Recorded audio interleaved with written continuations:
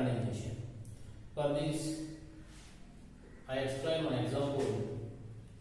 In this, we take one glass beaker and in which pour some quantity of cold water and put this beaker on the table for some time.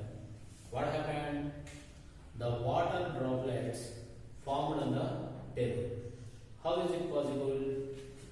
So around the beaker, air is present. In the air, we have already known that water vapor molecules are present. Those water vapor molecules collides on the surface of the beaker. At the time, the average kinetic energy of those water vapor molecules decreases, so that the heat energy transferred from those water vapor molecules to the molecules of the glass beaker. At the time, what happened?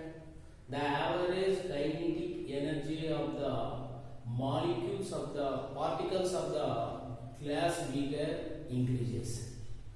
Again, this energy transferred to the cold water which is already poured in that beaker. At the time, what happened? The temperature of those cold water increases. So this phenomena is called condensation. That's why we can define fundamentally condensation as at any temperature. You have to remember this thing is very important. At any temperature, the gaseous state of any substance changes into liquid state is known as condensation. At any temperature, the gaseous state of any substance changes into liquid state is known as condensation. So condensation occur at any temperature. Condensation occur at any temperature. And also, it doesn't require any particular temperature or any constant temperature. And also, it is called warming process. Why we can say that condensation is a warming process? In the previous example, the temperature of the cold water increases after some time, so that condensation is a warming process. One more example, in the hot summer days, we feel warm after completion of our bath whenever we are being in the water, because the number of water vapor molecules per unit volume in the bathroom is greater than the number of water vapor molecules in the unit volume around the surroundings. That's why if those water vapor molecules collides on our body, the water droplets formed on the surface of our body.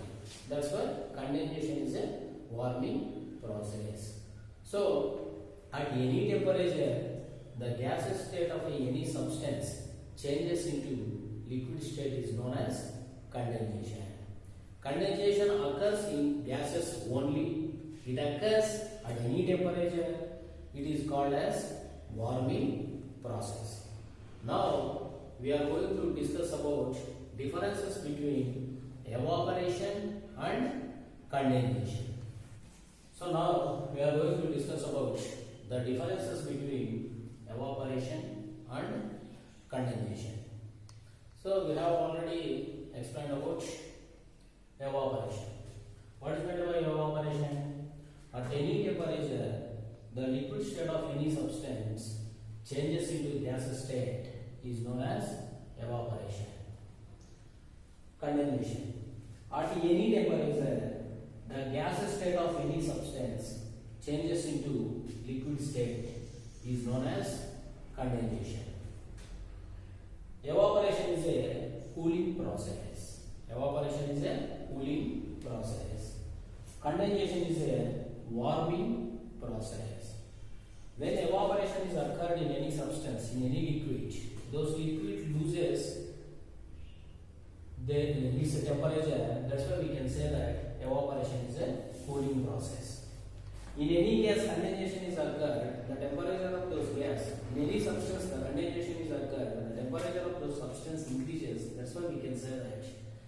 condensation is a warming process.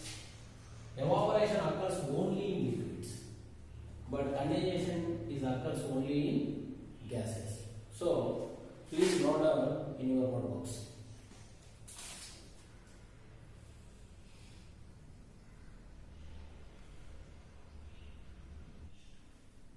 Now we are going to discuss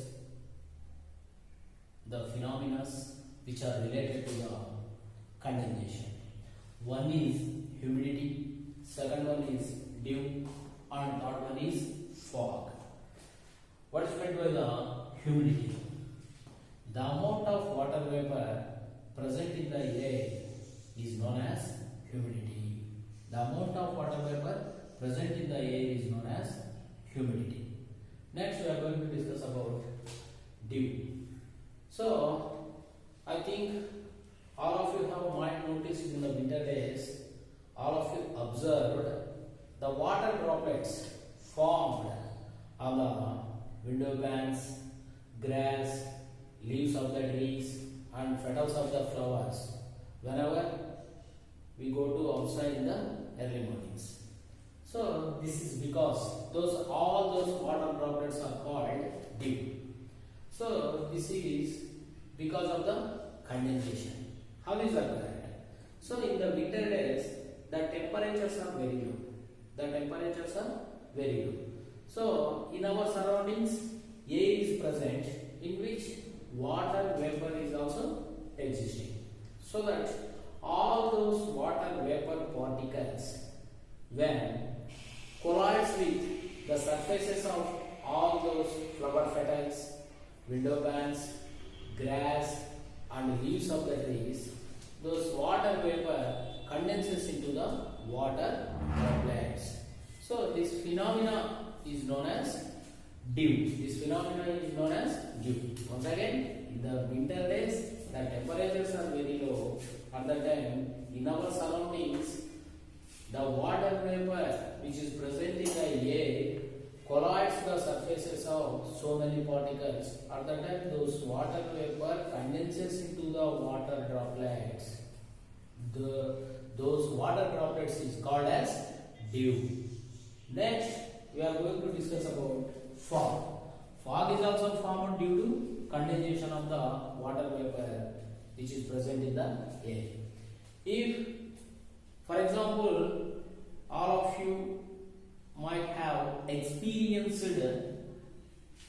with fog. In the winter days, whenever we go to outside in the early mornings, the fog means formed like a mist. At that time, we couldn't see the other particles or other persons or other substances clearly or properly through this fog.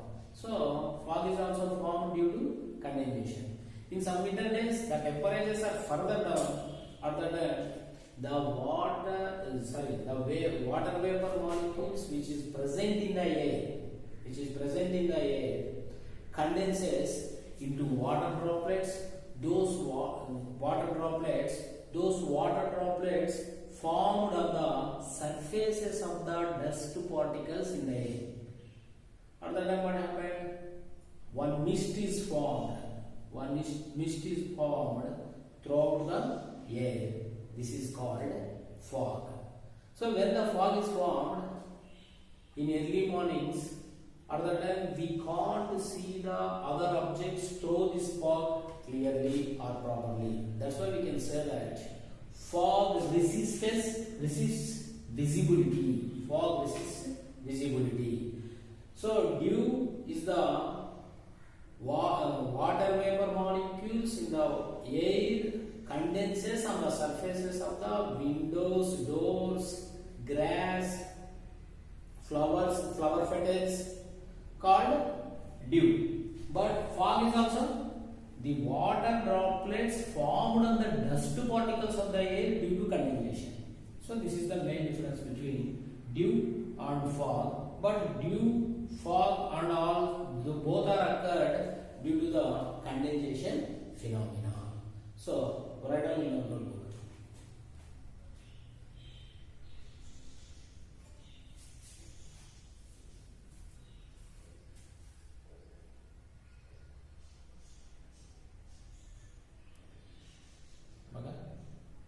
Now we are going to discuss about boiling. For this we have one lab activity arrangement. Here we take one beaker and we pour some quantity of water in it, and by using a stand we arrange one thermometer in such a manner that mercury tube of the thermometer is completely immersed in the water. By using any heat source, we are supplying heat energy to this water. At the time what happened? The mercury level in the thermometer gradually increases. It reaches up to 100 degrees Celsius. The mercury level stops in the thermometer even though we are supplying heat energy continuously. At the time, the water in this beaker turns into vapor state. This phenomenon is called boiling. That's why we can define boiling as at constant temperature and pressure, the liquid phase of a substance changes into gaseous state is known as boiling. Here one more point, boiling point. What is meant by boiling point? The temperature at which the liquid phase of any substance changes into gaseous state is known as boiling point of those substance what we have taken in that particular context. For example, boiling point of a water is 100 degrees centigrade. It means the amount of water completely turns into vapor at 100 degrees temperature, so that boiling point of the water is called 100 degrees Celsius. Once again, at constant temperature and pressure, the liquid phase of a substance changes into gaseous state is known as boiling. My dear students, don't confuse boiling with evaporation. In the evaporation also, the liquid phase of a substance changes into gaseous state, but it doesn't require any constant temperature or particular temperature. But in the boiling also, in this phenomena also, the liquid phase of a substance changes into gaseous state, but it requires one constant temperature. In this lab activity, we observed that the mercury level in the thermometer reaches 100 degrees C, but it can't move high and high even though we are supplying heat energy. That's why we can say that at particular temperature, at constant temperature and pressure, any liquid phase of a substance changes into gaseous state is known as boiling. Okay. Now, here we get one doubt.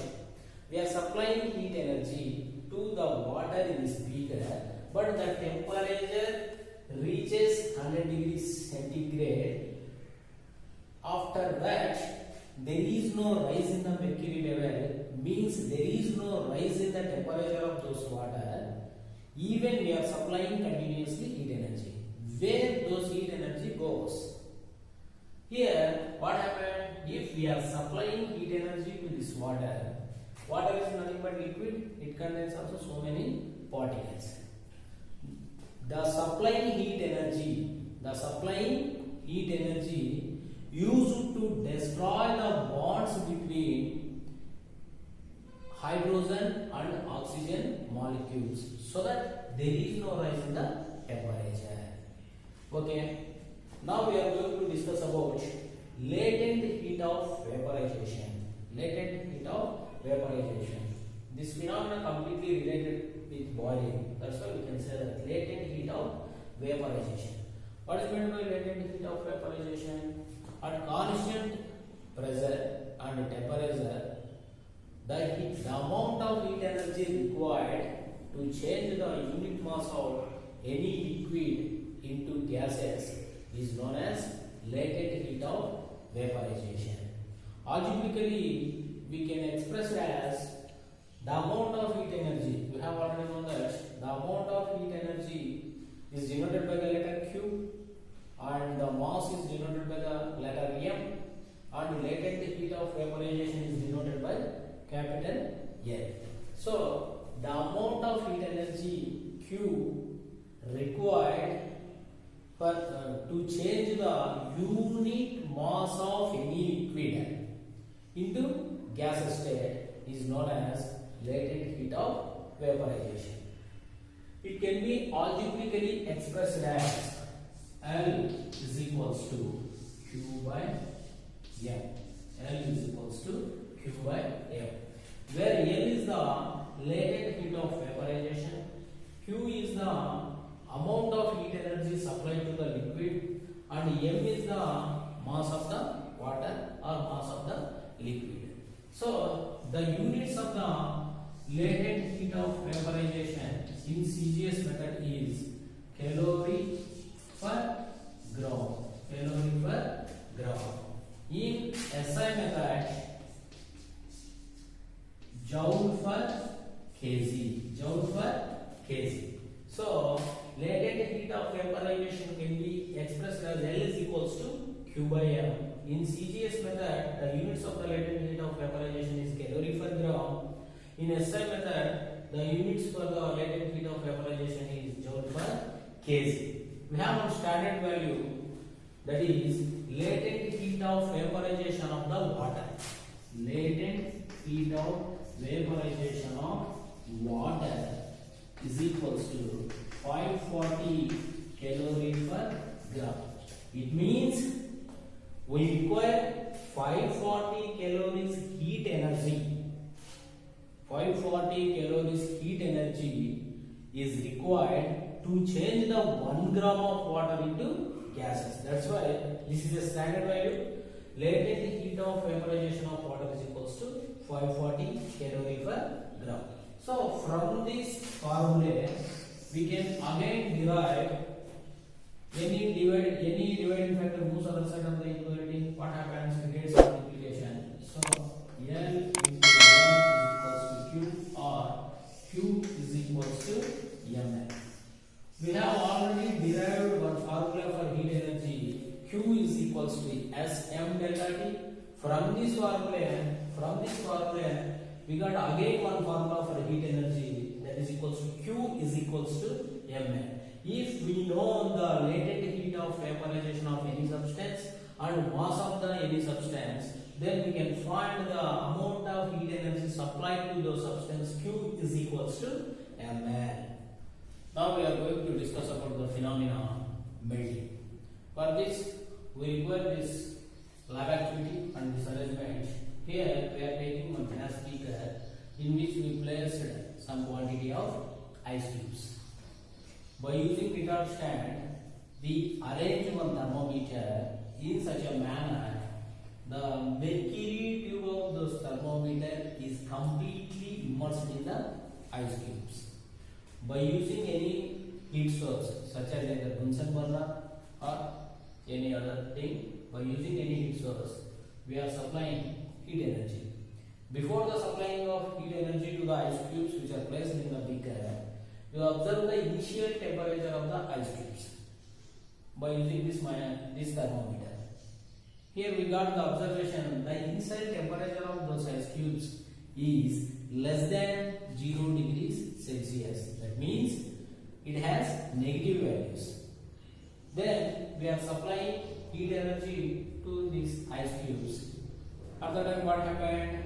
The mercury level in the thermometer gradually increases up to it reaches 0 degrees centigrade. There is no rise in the mercury level, even though we are supplying heat energy continuously to the ice cubes. When the mercury level in the thermometer reaches 0 degrees centigrade or 0 degrees Celsius, the ice cubes completely turns into liquid state or completely turns into water. So this phenomena is called melting. That's why we can fundamentally melting is defined as at constant temperature and pressure the solid phase of any substance changes into liquid phase is known as melting. So the melting is occurred only in solids, but it requires constant temperature. Constant temperature. So once again, at constant temperature and pressure, the solid phase of any substance changes into liquid phase is known as melting. What is meant by melting point? The temperature at which any solid phase of a substance changes into liquid phase is known as melting point. For example, melting point of ice is 0 degrees Celsius. At 0 degrees, any ice cubes are in the solid state, those are completely converts into liquid state. That's why we can say that melting point of the ice is 0 degrees Celsius. Now we are going to discuss about latent heat of a fusion. In the boiling concept, we are discussing about latent heat of vaporization. Here, latent heat of fusion. Here, latent heat of fusion can be defined as at constant temperature and pressure, the amount of heat energy Q required to change the unit mass of any solid into liquid is known as latent heat of fusion. It can be also algebraically expressed as L is equals to Q by M. So the units of the latent heat of fusion is same as latent heat of vaporization. In CGS method, calorie per gram. In SI method, joule per kg. We have one standard value, that is the latent heat of a fusion of ice is 80 calories per gram. 80 calories per gram means we require 80 calories heat energy to change the 1 gram of ice into liquid. So that's why the standard value of the latent fusion of ice is 80 calories per gram. So now we are going to discuss about freezing. What is meant by freezing? For example, if you put one bottle of water into the deep freezer zone of the refrigerator, after some days, if we bring those water bottle, what do you observe? Those water which is present in that bottle completely turns into ice. So this is the freezing. So the process in which the liquid phase of a substance changes into solid phase by losing its internal energy. Its internal energy is known as freezing. The process at which the liquid phase of any substance changes into solid phase by losing its internal energy is known as freezing. So any liquid freezes or turns into solid means the particles of those liquid must loses its internal energy. At that time only those liquid turns into solid phase. That's why we can define the process at which the liquid phase of any substance changes into solid phase by losing its internal energy is known as freezing.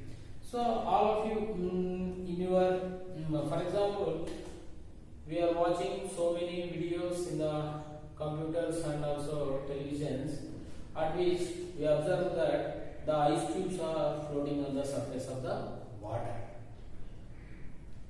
For example, if you see the Discovery Channel, other than so many videos, we got this situation. The ice cubes are floating at Himalayan mountains.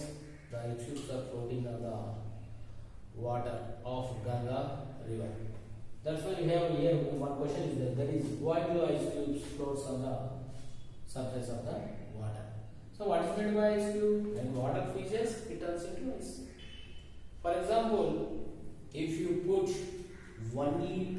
take 1 liter of the water bottle and fill it with water completely. Then you put those water body into the deep fridge zone of the refrigerator for 1 or 2 days. What happened?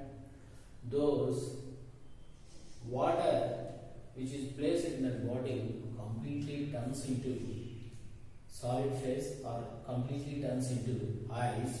At the same time, the surface of the water bottle gets some cracks because of the volume of the 1 liter ice cubes is more than the volume of the 1 liter water. Because when those water turns into ice, at the time the particles of those water loses some internal energy. Due to this reason, those water turns into solid phase. That's why the volume of those ice here, mass is the same, 1 liter, 1 liter. But the volume of those ice is more than the volume of the 1 liter water. So that the density of those ice must be less than the density of the water. Due to this reason, the ice floats on the surface of the water. Here we got one new word, that is density. What is meant by density? In your elementary classes, you have already known that density. Unit mass per volume is known as density. So the density of the ice is less than the density of the water. Due to this reason, those ice cubes floats on the surface of the water. Why the density of the ice less than the density of the water? Because here you know that density, mass per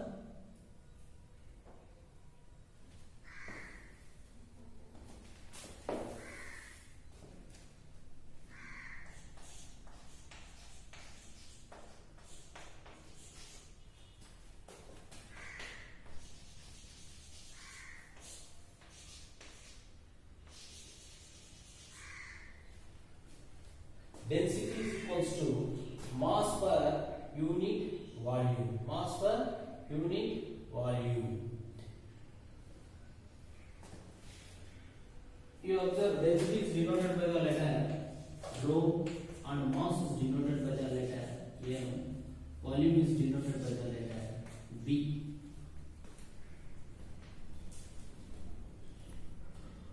The value of the density, if you observe this fraction, if mass is increases in this fraction, numerator, the value of the numerator is more than the value of the denominator.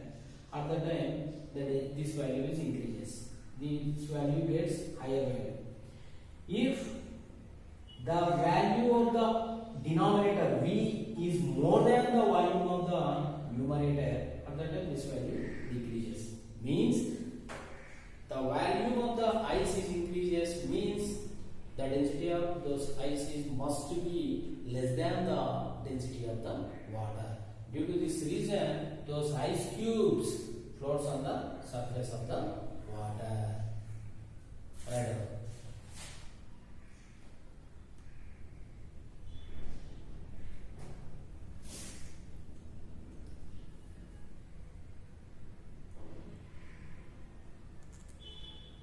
Here we have one problem in which 4 problems are there here. One is how much heat energy required when 1 gram of boiling water at 100 degrees Celsius cools to water at 0 degrees Celsius. Second question, how much energy transferred when 1 gram of boiling water at 100 degrees Celsius to water at 0 degrees Celsius. Third question, how much energy transferred when 1 gram of water at 0 degrees Celsius freezes to ice at 0 degrees. How much energy transferred when 1 gram of steam at 100 degrees Celsius turns to ice at 0 degrees Celsius. So, we have already known that to find the heat energy, heat energy is denoted by the letter Q. So, to find the heat energy, we have two formulas. One is S M delta T. Where to find the heat energy of the substance, any substance, or in any situation the heat energy is either transferred or observed, if we know the specific heat of the substance what we have taken in that particular context and mass of the substance and the change in the temperature, if we know these three values, it is very easy to find the heat energy by using this formula Q is equals to S m delta T. We have one more formula for heat energy, that is equals to Q is equals to Mn.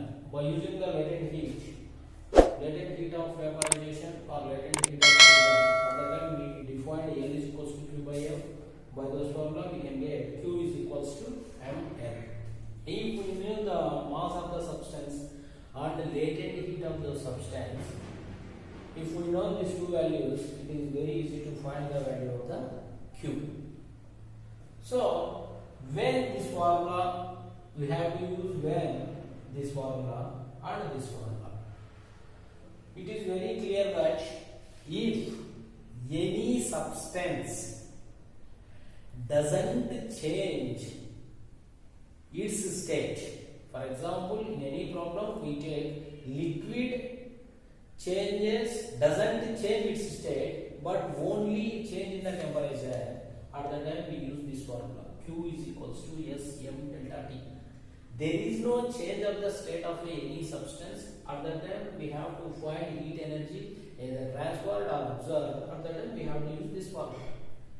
In the second case, if the state of any substance, for example, water changes into gaseous state, gases again changes into water state or liquid state, at the time we have to use this formula. Means any substance, it changes its state from liquid to solid, solid to liquid, or liquid to vapor, or vapor to liquid, or solid to liquid, or liquid to solid.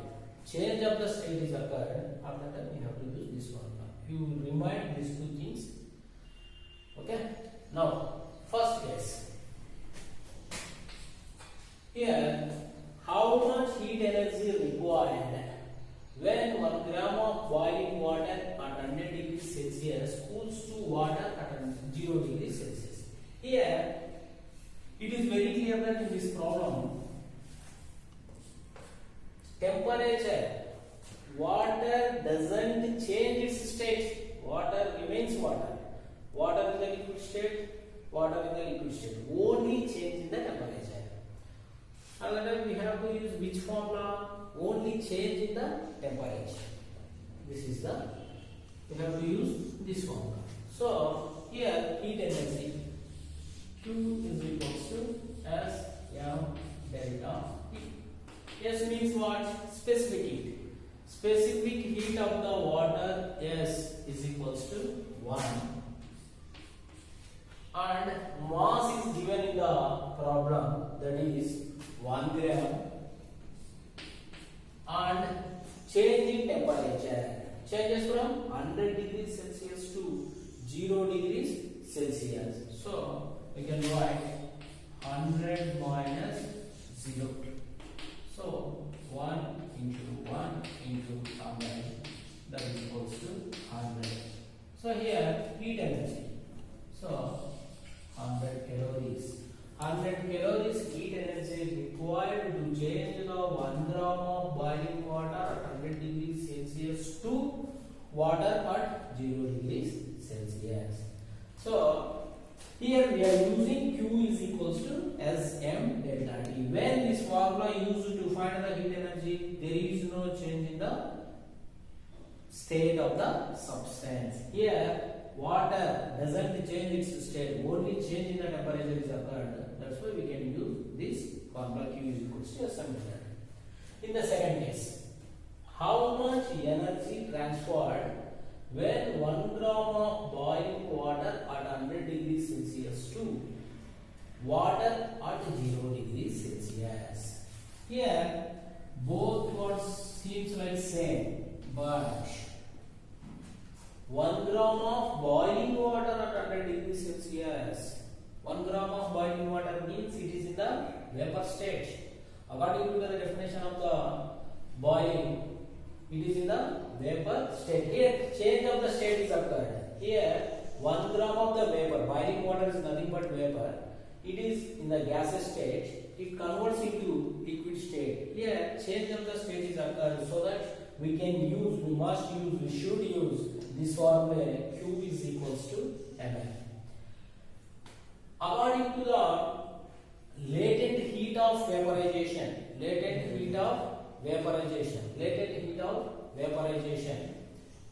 we know that the latent heat of the vaporization of the water is equals to 540 calorie per gram.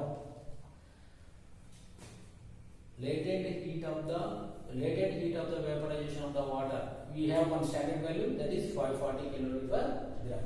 So in this case, the change of state is occurred, so that Q is equals to M, where M is the mass of the substance which is given in this particular context. L is the latent heat of vaporization. When we are using latent heat of vaporization value, when any substance changes into liquid to vapor or vapor to liquid, in both cases we are using this value. So here mass is given in the problem 1 gram, and latent heat of vaporization of the water is equals to 540. So 540 calories. So in this case, we required 540 calories of the heat energy to change the 1 gram of boiling water at 100 degrees Celsius into water at 0 degrees Celsius.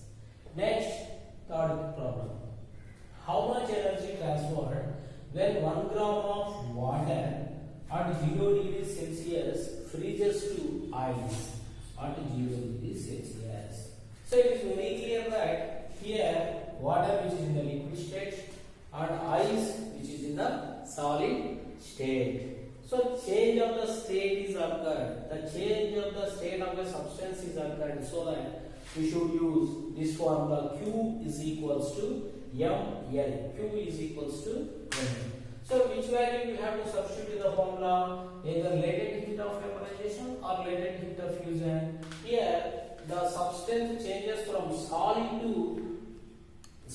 liquid to solid state. That's why we can use latent heat of fusion of the ice, that is 80 calorie per gram. So Q is equals to ml.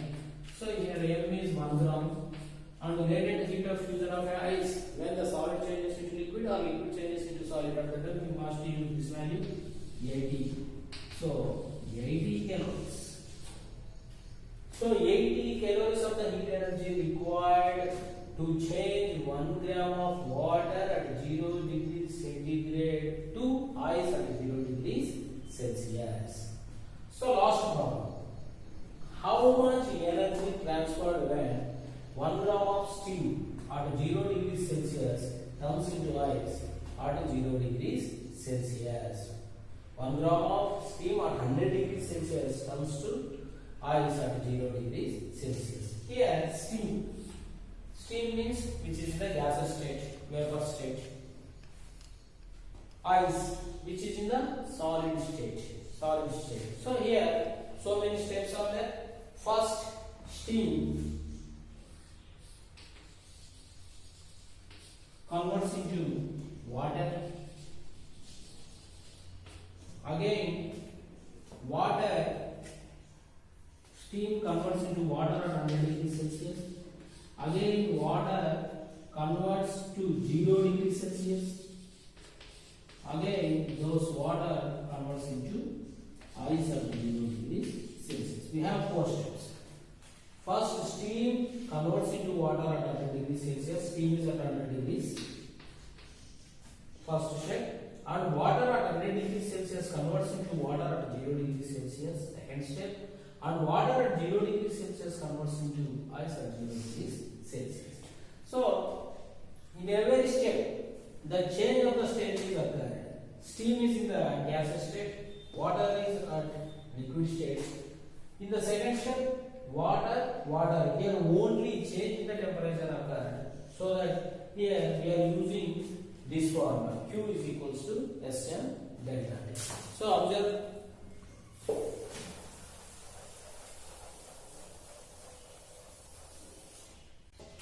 Q1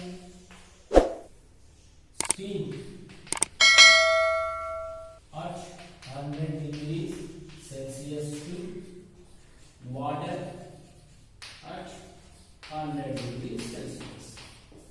So change of the state is occurred, gas state to liquid state. So Q is equals to ml. So Q1 is equals to ml. Mass is given 1. Here vapor state to liquid state, latent heat of vaporization of the water is equals to 540. So 540 calories. This is equation 1. Now our substance converts into liquid state, which is in the liquid form, at 100 degrees Celsius. Second step, water at 100 degrees Celsius changes into water at 0 degrees centigrade. It is treated as a Q2. So water at 100 degrees Celsius to water at 0 degrees Celsius. It is very clear that the state of the water in the liquid state, here also liquid state. So we should use this formula. Q is equals to Q2 is equals to S M delta T. S is the specific heat of the water. It is very clear that this value is 1. Mass of the water is 1. Change in temperature 100 0. So subtract smaller value from here to get 1 into 1 into 100. That is equals to 100 calories. 100 calories. Next, now our substance is here. Water at 0 degrees Celsius. Water at 0 degrees Celsius converts into ice at 0 degrees Celsius. So here water which is in the liquid state, ice which is in the solid state. Water which is in the liquid state, ice which is in the solid state. So we should use the formula Q3 is equals to ml. So mass of the water is equals to 1. Here liquid changes into solid state. So which value we have to substitute in this formula? Latent heat of fusion of the ice, that is 80 calories per gram. So 80 calories. Now we get ice at 0 degrees Celsius. So the total amount of heat energy required to change the steam at 100 degrees Celsius to ice at 0 degrees Celsius is equals to Q1 plus Q2 plus Q3. That is equals how much we get Q1? 540 plus how much we get Q2? 100 lost 80. 540 plus 100, 640. 640 plus 80 is equals to 720 calories. So 720 calories of the heat energy required to change the steam which is at 100 degrees Celsius to ice at 0 degrees Celsius. Okay.